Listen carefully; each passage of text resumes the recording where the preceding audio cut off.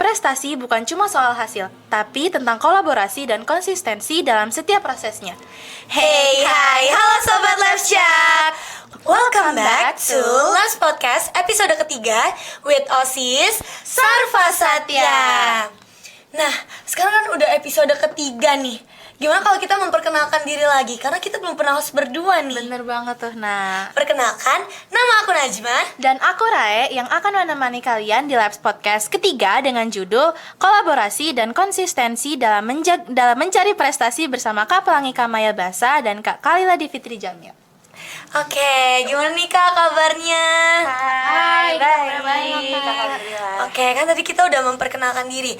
Sekarang boleh dong kakak-kakaknya yang memperkenalkan diri gitu. Mungkin dari aku dulu ya Kak. Halo semuanya, perkenalkan nama aku Pelangi Kamaya Basa, biasa dipanggil Pelangi. Dulu aku alumni SMP Lab School Jakarta, angkatan 31, dan saat ini aku sedang menempuh pendidikan di SMA Negeri 8 Jakarta. Halo semuanya, perkenalkan nama aku Kalila Divitri Jamil, biasa dipanggil Kalila. Aku sama kayak Pelangi, aku juga alumni SMP Lab School Jakarta angkatan 31 dan sekarang aku bersekolah di SMA Negeri 8 Jakarta.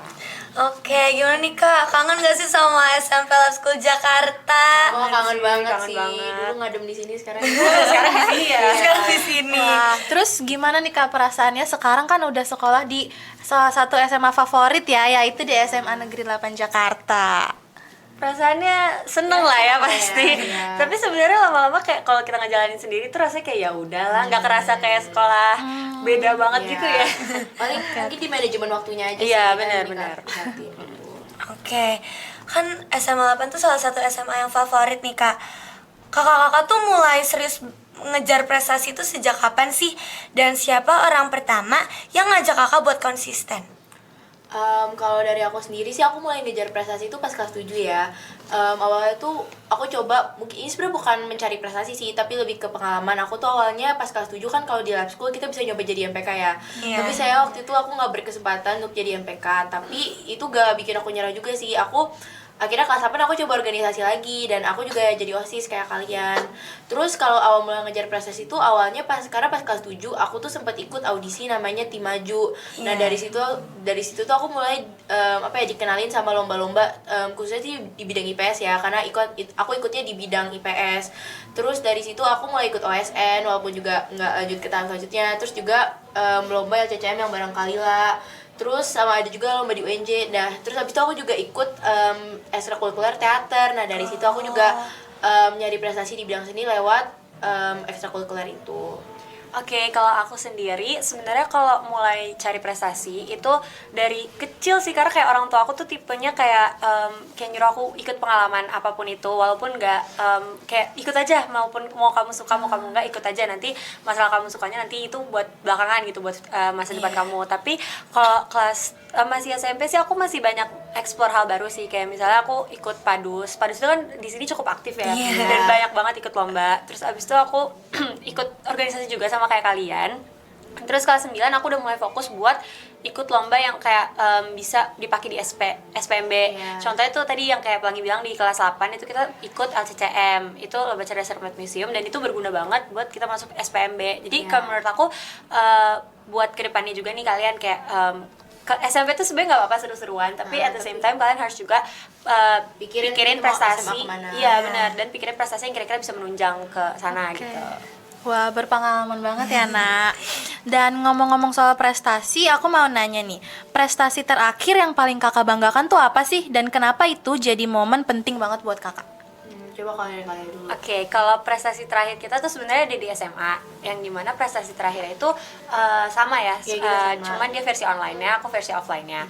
Tapi kalau untuk prestasi yang kayak menurut kita sama-sama penting, itu yang tadi aku udah jelasin, itu LCCM. Karena itu ngebantu banget buat SPMB kita, karena kita sebenarnya sama-sama mau masuk Semandel ya dari awal.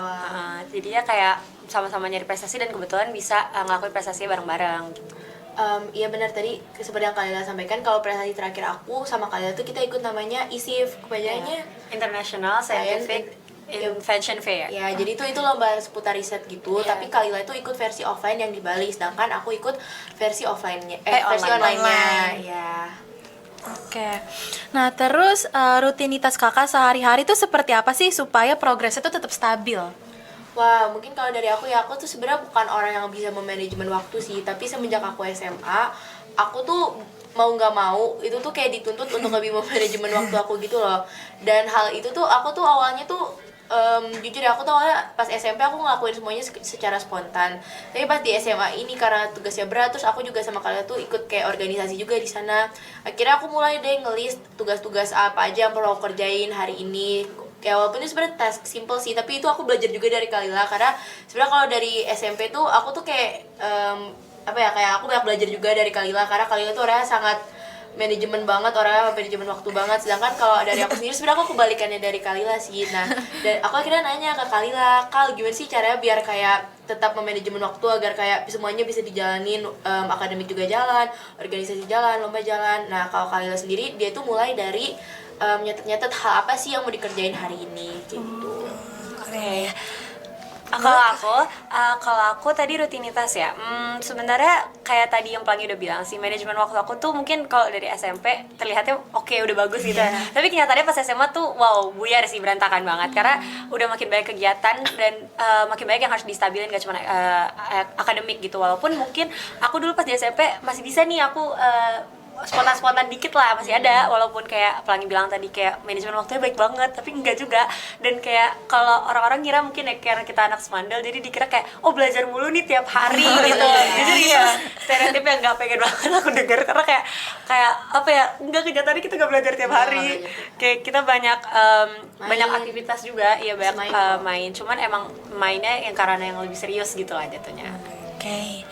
Nah, dari rutinitas kakak itu apa sih kebiasaan kecil yang kelihatannya tuh sepele tapi paling berpengaruh ke konsistensi kakak?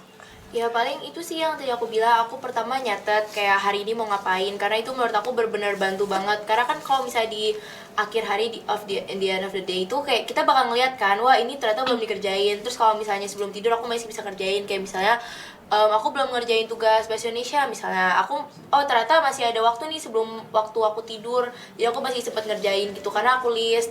Terus kalau yang paling berpengaruh sih menurut aku ya, jujur semenjak SMA aku tuh ngurangin banget tidur malam, karena kan kita beraktivitas seharian ya Kal. Jadi tuh kayak menurut aku kalau misalnya dari awal aja tidur kita nggak cukup, gimana kita mau kuat untuk menjalankan hari-hari, gimana kita mau fokus, gimana kita mau menjalankan hari kita dengan baik kalau misalnya dari waktu tidur aja tuh udah malam. Jadi kalau dari aku tuh sebenarnya yang paling berpengaruh juga dari waktu tidur sih, karena pas SMP aku merasa aku tidurnya lumayan malam, karena mungkin kalau pas SMP nggak terlalu banyak hal yang dipikirin. Benar-benar. Kalau aku kebiasaan kecil itu nunda-nunda pekerjaan sih.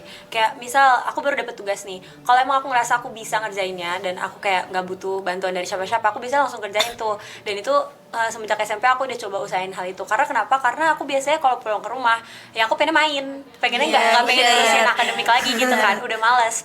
Jadi kayak dan aku tuh orangnya baru bersenang-senang tuh malam. Jadi kayak di aktivitas sehari-hari aku biasanya aku fokus, aku kerjain semua hal serius, tapi di malamnya aku tuh biasanya ya scrolling TikTok, apalah ngapain gitu, yang benar-benar happy-nya tuh aku malam gitu. Dan kalau Pelangi kan tadi dia bilang terkait jam tidur ya. Sebenarnya kalau menurut aku juga kebiasaan yang paling kecil tapi bermanfaat banget itu belajar pas subuh. Sumpah itu bermanfaat banget sih menurut aku. Itu susah tapi itu bisa, sumpah. Kayak itu benar-benar bermanfaat banget karena kayak kalau aku sendiri otaknya baru jalan itu subuh pagi-pagi. Baru bangun banget ya. Iya, karena ya itu juga kayak kan kamu udah beraktivitas seharian, pasti otak kamu capek gitu kan di malamnya. Dan sebenarnya dibutuhin sih belajar di malam juga, aku juga dulu kayak gitu tuh. Tapi kayak pastinya itu bakal lebih bermanfaat kalau kamu belajarnya pagi, karena kayak otak kamu ke refresh lagi, terus ya udah kamu bisa menangkap pelajaran jadi lebih gampang. Oke. Nah, selama ini kan kakak udah berprestasi, akhirnya juga masuk ke SMA favorit nih. Bagian tersulit dari proses latihan atau persiapan untuk mendapatkan prestasi-prestasi itu apa aja, Kak? Wah, kalau dari aku sih jujur ya, menurut aku hal yang paling sulit itu pas aku kelas 9. Karena jujur aja sebenarnya menurut aku rata-rata aku tuh bisa dinaikin lagi bisa dinaikin lagi pokoknya. Karena kan pokoknya kalau misalnya mau daftar SMA negeri itu diambilnya dari rata-rata semester 1 sampai 5. Dan pas awal kelas 9 itu tuh aku udah membulatkan tekad gitulah, pokoknya aku mau masuk ke SMA 8. Lalu dari situ tuh menurut aku yang paling susah itu naikin nilai, karena menurut aku ya dari semester 1 sampai 4 nilai aku tuh lumayan stagnan. Dan menurut aku untuk naikin nilai itu berarti tandanya aku harus lebih effort dong. untuk kayak belajar lagi, untuk ya pokoknya belajar lagi. Terus itu memanajemen waktu lagi. Dari yang awalnya aku santai aja sama semester 1 sampai 4. Terus juga kesulitan yang aku alami karena aku emang udah mau membulatkan tekad itu pas kelas 9. Itu kan kalau misalnya masuk SMA negeri itu harus ada prestasi. Kalau misalnya mau poinnya semakin gede ya, itu tuh harus ada prestasi akademik sama non akademik. Kalau prestasi akademik tuh aku udah ada tadi, kayak yang Kalila sempat sampaikan tadi, kita udah satu lomba kayak lomba cerdas cermat museum. Nah, yang mesti jadi PR buat aku tuh aku belum punya prestasi non akademik. Nah, dan itu tuh PR yang harus aku cari dalam waktu 6 bulan. Jadi sebenarnya agak riwah sih. Awalnya tuh aku mau ikut Padus kayak yang Kalila, tapi sayang sekali aku nggak lolos audisi Padus. Terus akhirnya ya udah aku coba ada lomba informatika gitu. Waktu itu ditawarin sama guru informatika kita, Om Jai. Aku juga lupa nama lombanya apa, tapi intinya aku ikut lomba itu, aku sampai final ke AISBSD. Tapi sayang sekali juga aku waktu itu kalah di final. Waktu itu lomba menulis cerita, menulis cerpen gitu. Tapi aku juga nggak berkesempatan untuk menang. Dan akhirnya sampai di akhir semester 1 kelas 9 tuh aku nggak punya prestasi akademik. Sejujur sebenarnya agak panik sih. Ya maaf, non akademik, aku belum punya prestasi non akademik. Sejujur agak panik sih karena ya gimana, karena kan di SMA 8 kan kayak pasti banyak yang mau daftar, rata-rata tuh orang-orang tuh pada punya prestasi akademik dan non akademik. Tapi akhirnya untungnya aku keterima, puji Tuhan alhamdulillah. Dan ya udah sih kayak ternyata tuh kuota untuk jalur prestasi akademiknya tuh digedein, jadi aku masih berkesempatan untuk masuk. Oke, kalau aku tantangan sebenarnya selama SMP tuh aku awalnya nggak ada niatan mau ke SMA negeri, karena emang dari orang tua juga diarahin kalau bisa jangan ke SMA negeri. Nggak tahu ya alasannya, mungkin ya banyak lah alasannya, tapi intinya aku awalnya nggak mau ke SMA negeri sama sekali, nggak ada kepikiran juga mau ke sana. Jadi aku nggak pernah research tuh tentang kayak cara masuknya atau kayak harus siapin apa aja tuh nggak pernah mikirin. Tapi ya udah aku let it flow aja sih kalau sama SMP. Ya karena aku kayak ya udah aku ikut lomba-lomba. Terus sebenarnya yang paling tantangan yang paling berat tuh aku kan nggak sepinter itu ya kalau boleh jujur. Kalau beda sama Pelangi tuh kayak bener-bener IPS, oke dia IPS tuh pinter gitu, pinter beneran. Nah kalau aku tuh nggak yang pinter ke satu bidang gitu loh. Ya Kalila IPA juga jago sih, kayak multitask. Tapi pokoknya aku nggak kayak kalau dilihat mungkin kamu pintar tapi kamu nggak bisa fokus ke satu titik gitu, satu bidang. Nah kan kayak gitu agak susah ya. Jadinya aku kayak alhamdulillahnya tuh pas kelas 8-nya itu aku kita ikut lomba bareng, itu yang menurut aku itu momen yang paling benar, karena kayak kalau aku nggak punya itu mungkin aku nggak punya prestasi akademik sih, kayak kecuali aku kelas 9 doang tuh sempat ikut. Tapi aku juga kayak aku tuh jarang banget ikut lomba yang sendiri. Jadi aku bayangkan ikutnya tim sama temen gitu kan, dan menurut aku lumayan PR juga nyari temennya. Wah, oke. Nah, tapi dari pengalaman-pengalaman kakak yang tadi, kakak pernah nggak sih ngalamin gagal atau hasil yang nggak sesuai sama harapan? Dan pelajaran paling besar yang kakak ambil tuh apa? Jujur ya, sebelum aku mau kayak membulatkan tekad untuk ke SMA Negeri 8, aku itu awalnya mau masuk kayak salah satu boarding school negeri gitulah di Jakarta. Dan itu tuh boarding schoolnya itu emang menurut aku ya konsentrasinya itu lebih ke bidang STEM, IPA, matematika. Pokoknya waktu itu aku pengen masuk situ karena aku ada pokoknya salah satu kakak kelas yang pengen masuk ke sana. Terus aku juga kayak, wah ini orang keren nih, jadi aku pengen masuk ke sana juga. Tapi setelah dipikir-pikir ya, aku kayak ngebandingin nilai IPA sama IPS, sebenarnya hampir sama sih, karena di SMP tuh menurut IPA-nya tuh masih digabung ya, fisika, biologi, belum ada yang kimia gitu-gitu. Sebenarnya hampir seimbang sih, tapi aku kayak wah sadar ternyata emang konsentrasi aku bidang yang aku ikut lomba selama ini, dan juga nilai aku juga lebih tinggi di IPS. Jujur sebenarnya itu bukan salah satu bentuk kegagalan sih, tapi bentuk kesadaran. Walaupun sebenarnya aku pengen banget ya sekolah di sekolah boarding school tersebut, tapi aku juga mempertimbangkan keahlian aku di bidang apa, dan akhirnya aku kayak mengikhlaskan ya udahlah, memang mungkin bukan rezeki aku untuk bersekolah di sekolah itu. Dan kalau dari kegagalan sendiri sih banyak ya. Dari dulu aku SMP aku 2 kali ikut OSN, tapi dua-duanya itu nggak ada yang lanjut ke tingkat provinsi. Itu salah satu kegagalan aku.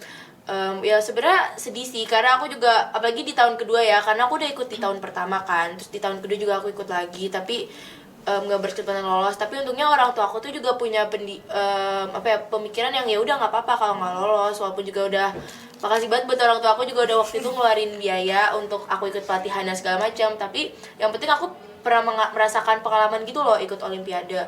So aku juga pernah ikut lomba cerdas cermat sama kakak kelas waktu itu, tapi juga di UNJ dan tapi juga kalah, tapi ya udah nggak apa-apa. Juga tadi yang aku ceritain yang aku di semester 1 kelas 9 itu kan gencar-gencarnya nyari prestasi non akademik ya.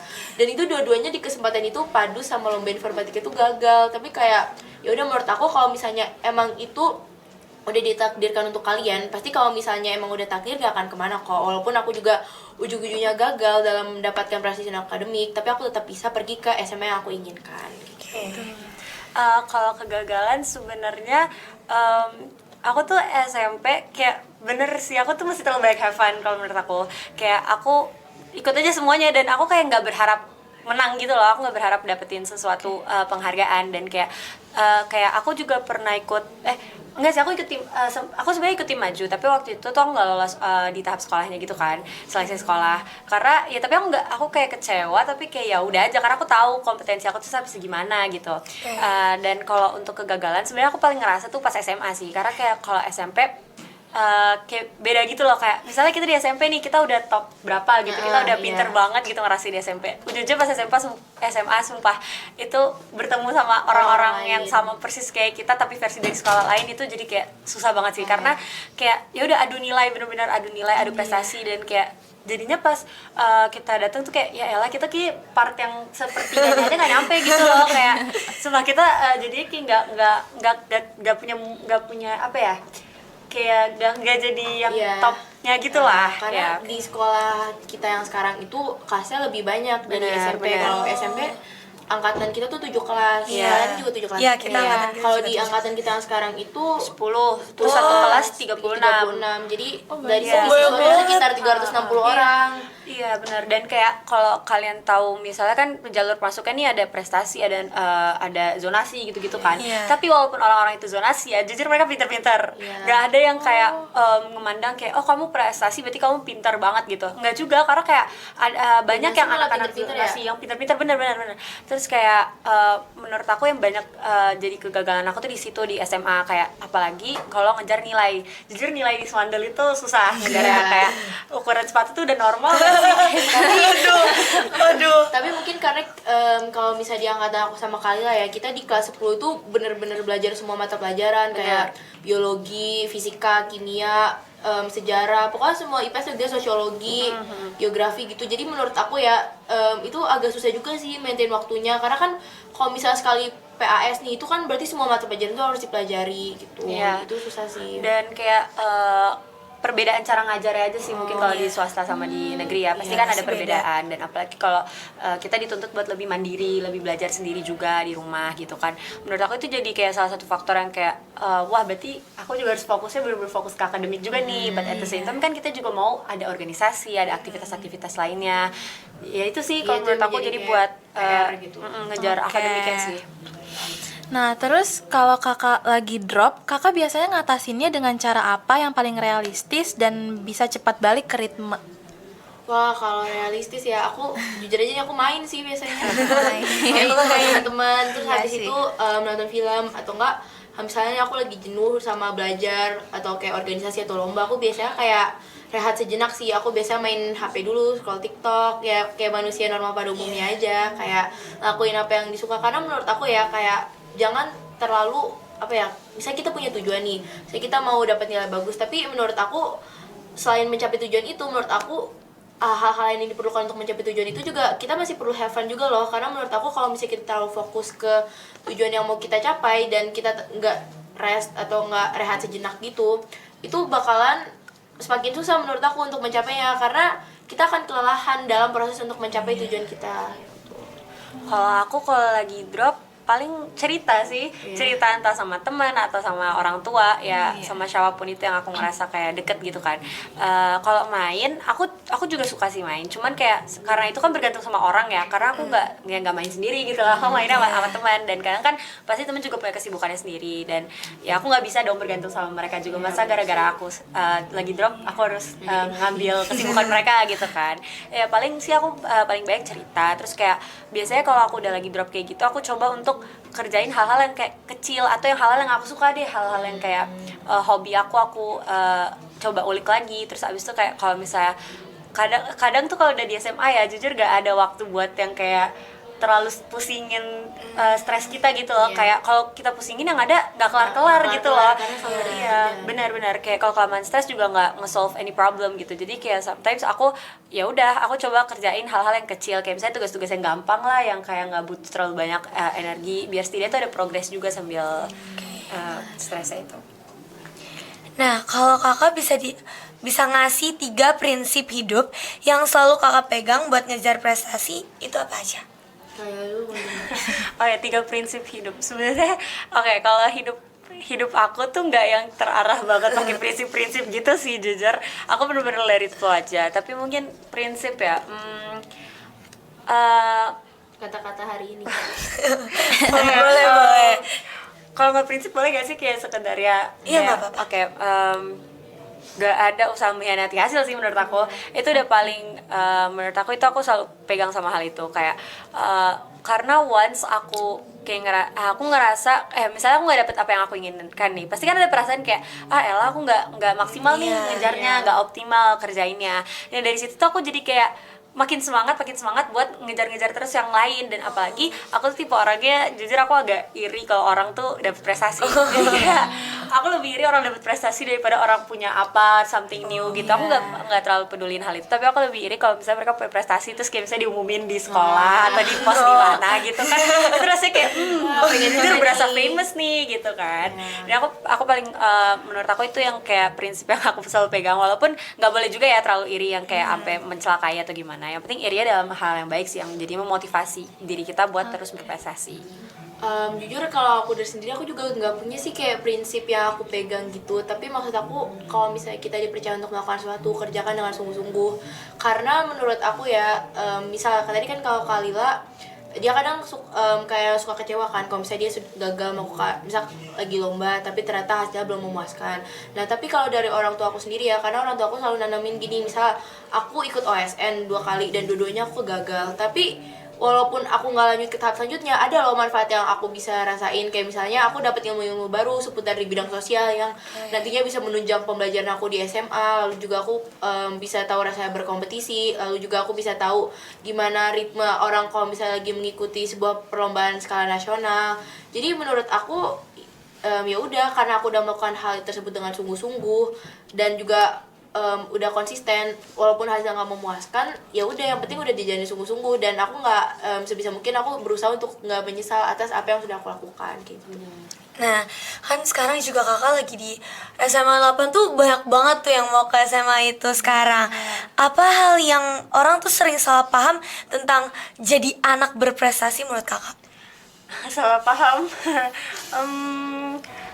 Itu kali ya Stereotip apa? anak Semandul belajar mulu. Iya itu tadi benar-benar stereotip anak Semandul belajar mulu terus kayak gak ada main-mainnya. Jujur salah sih. Iya benar, masih main kok kita. Masih main, cuman emang menyesuaikan sama waktunya karena emang kadang aku sama Kalila tuh kayak kalau Kalila sendiri ikut drama musikal gitu di Semandal, dan jadinya waktu weekendnya dia tuh kepake. Jadi paling itu sih mungkin dilihatnya kita belajar, tapi sebenarnya nggak belajar juga sih, kita mengikuti kegiatan lain, dan kegiatan di Semandal tuh cukup padat ya. Jadi mungkin banyak orang salah paham kayak wah belajar mulu, tapi sebenarnya enggak, kita kayak ikut organisasi, ikut kegiatan lain. iya masih banyak juga kegiatan-kegiatan yang diadain sama sekolah dan itu seru kalau kalian ikut. Kayak justru kalau kalian nanti misalnya kalian mau masuk Semandal atau manapun sekolah itu ya, menurut aku kelas 10 kalian masih bisa have fun sih.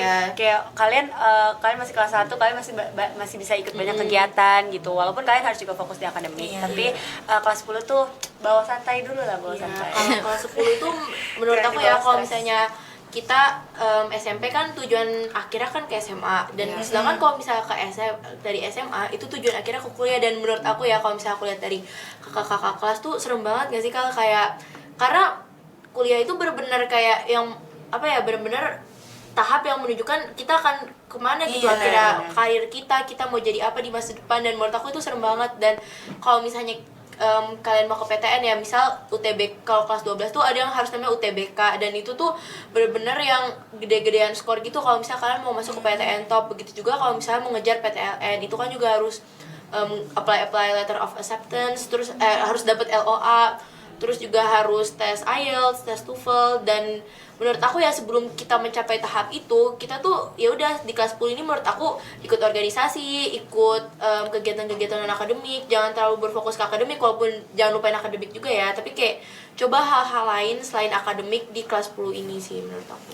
Terus menurut aku kayak kalau kalian mau mungkin nanti teman-teman ada yang mau masuk ke SMA negeri juga, itu menurut aku cobain semua jalur sih, dan kayak cobain semua. Dan kalian tuh harus optimis, kayak misalnya kan dia tuh biasanya kasih 3 pilihan gitu kan, 3 pilihan sekolah, kalian bisa pilih, tapi kayak once kamu nggak kepilih di yang pertama, kamu kelempar ke yang kedua atau ketiga gitu kan. Nah kalau kalian mau optimis ya pilih langsung satu aja yang satu emang aja. kalian pengen, tapi ya emang itu high risk ya. Cuman kayak ya selagi kalian masih bisa mengusahakan, kenapa enggak gitu, karena menurut aku dibanding kita kan jalurnya banyak nih, dibanding kita di satu jalur kita langsung pilih 3 terus nanti keterima di sekolah lain, kan kita nggak bisa Nggak bisa daftar mengejar di ya. jalur lain. Jadi kayak mending kita daftar yang misalnya kita jalur prestasi nih, terus kita daftar misalnya satu aja nih, satu sekolah yang bener-bener kita pengen deh, alhamdulillah kalau keterima, kalau enggak ya udah kita cobain di jalur berikutnya. Benar. Terus di domisili sebenarnya kalau kalian berani lagi, ini sebenarnya di tahap domisili ini orang mulai milih 3 sekolah ya. Jadi kalau misalnya kakak terima di sekolah yang pertama bisa lanjut ke kedua, begitupun juga kalau misalnya kakak terima di 2 bisa ketiga. Tapi sebenarnya kalau misalnya kalian benar-benar seoptimis itu, sebenarnya domisili isi satu aja sih, walaupun ini agak high risk ya. Tapi kalau misalnya emang kalian punya sekolah tujuan, isi satu aja.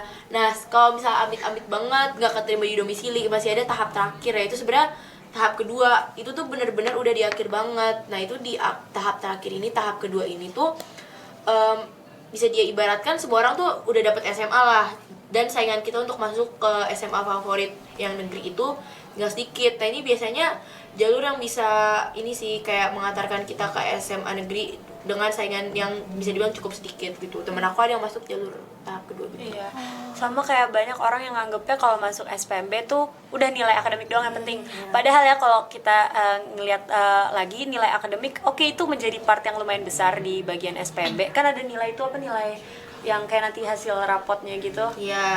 Aku lupa namanya apa, tapi pokoknya itu nanti tuh skor yang Sidanira. kayak Sidanira, benar, Sidanira. Dan itu nilai prestasi kalian tuh jujur itu gede juga, kayak akademik, non akademik, dan TAFIS pramuka gitu. Iya. Jadi kalau menurut Organisasi aku juga ada. iya benar, kalau menurut aku tuh kayak SMP benar-benar cobain semua hal. Jadi jangan berfokus ke akademik hanya karena kayak kalian melihat negeri tuh pinter-pinter, negeri tuh nilainya tinggi-tinggi, tapi at the same time prestasi kalian juga harus tinggi juga. Malah menurut aku ya, kalau misalnya SMA negeri dibandingkan dengan SMA misalnya SMA swasta atau SMA lain tuh, menurut aku negeri itu adalah salah satu SMA negeri itu adalah salah satu SMA yang semakin banyak prestasi kayak semakin banyak kayak prestasi akademik non akademik, itu malah semakin besar peluang kalian untuk masuk ke SMA negeri itu. Tapi jujur aja kalau tahun ini aku kurang tahu ya, karena aku dengar juga kalau misalnya angkatan yang tahun ini tuh menggunakan nilai TKA juga. Oh iya benar. Tapi pokoknya jadinya kayak ada juga beberapa teman-teman kita yang kayak nilai akademiknya tuh tinggi tapi nggak punya prestasi akademik ataupun non akademik, dan itu menurut aku jadinya malah nggak Sayang keterima. banget, iya. Padahal dan ada teman aku nilainya itu lebih tinggi, tapi sayang sekali dia nggak keterima karena dia nggak punya prestasi akademik dan akademik gitu. Oke deh. Nah, dari tadi nih kan kakak-kakak udah nyeritain perjalanan dan pengalaman buat mengejar prestasi gitu lah ya. Nah, sekarang aku mau minta pesan kakak buat pendengar yang lagi mulai ngejar prestasi tapi sering putus di tengah jalan. Gimana tuh, Kak? Ya, mungkin kalau dari aku, kalian tuh harus inget end goal kalian sih. Karena menurut aku ya, misal aku lagi kayak demot gitu belajar, tapi aku inget aku mau masuk ke PTN ini. Karena kalau misalnya kalian selalu punya prinsip kayak tujuan akhir aku mau pergi ke kuliah di sini nih, misal kayak ke top PTN tuh kayak UI, ITB, kalian selalu inget aja kalau misalnya aku stop belajar atau aku kayak malas-malasan di tengah jalan, akan memperlambat jalur masuk aku ke PTN yang aku inginkan ini, dan itu malah akhirnya akan merugikan diri kalian dong. Jadi pokoknya selalu ingat tujuan akhir kalian dan pokoknya set up goals aja sih kalau dari aku. Kalau menurut aku biar konsisten mengejar prestasi, pastinya kalau misalnya kita gagal nih, jangan lupain kalau misalnya benar kayak tadi Pelangi bilang, kita udah dapet manfaat dari kita ngejalanin prestasi itu. Terus kayak kalian lihat juga nih, sekalian kalian banyak juga orang-orang yang bahkan belum bisa mampu buat setara sama kita. Misalnya kayak kita bisa ikut lomba walaupun kalah, tapi kalian lihat lagi nih orang-orang banyak yang mau juga kayak gitu tapi belum bisa mendapatkan kesempatannya. Jadi kayak menurut aku hal yang kayak gitu itu yang ngebangun motivasi aku buat terus mengejar prestasi sih. Dan kayak kalau buat akademik, kayak menurut aku ya having fun sambil tetap having fun, tapi akademik itu tetap harus diutamain juga. Oke. Yaudah nih, ternyata tadi tuh udah pertanyaan terakhir ya. loh. Dan dari awal tuh menurut aku kayak kita jadi juga termotivasi nih buat bagi sobat-sobat Live Shock juga yang mau masuk ke SMA favorit mungkin ya. Ya kita tuh tahu kalau misalnya berprestasi tuh kalau kelihatannya kakak kan kita tahu kayak wah belajar mulu nih, ternyata enggak juga ya. Dan dari kelas, kalau SMP berarti dari kelas 7 tuh kita udah bisa raih prestasi gitu. Banyak banget prestasi. Udah yang banyak bisa banget kalian pengalaman yang bisa kita dari SMP ya. Iya. apalagi udah banyak teknologi lomba-lomba online gitu kan. Iya, sekarang juga Banyak udah juga banyak. yang akses untuk ikut lomba ya. Kita bisa ngecek juga lomba yang udah terkurasi push prestasi itu apa aja. harus dimanfaatkan. Oke, nggak kerasa. Terima kasih kakak-kakak udah jauh-jauh menyempatkan waktunya hadir di Labs Podcast episode ketiga ini. Oke, and see you on the next Labs Podcast with Osis Sarfa Satya. Dan